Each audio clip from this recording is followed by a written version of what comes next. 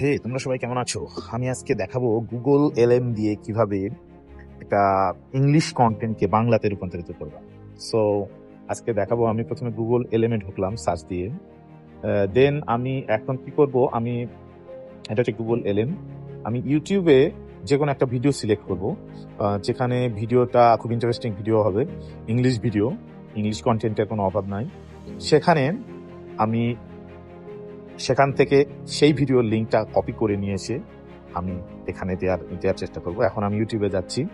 ইউটিউবে এই ভিডিওটা খুব ইন্টারেস্টিং, যে why it was almost impossible to make blue LED. So আমি এটাকে কপি করব। এখানে শেয়ার অপশনে গিয়ে আমি এটাকে কপি করব। for every type of তারপর সেই ভিডিওটাকে আমি এই যে শেয়ারে গিয়ে কপি করলাম। এখন আমি আবার গুগল এলএম এ যাব। গুগল এলএম এ গিয়ে ক্রিয়েট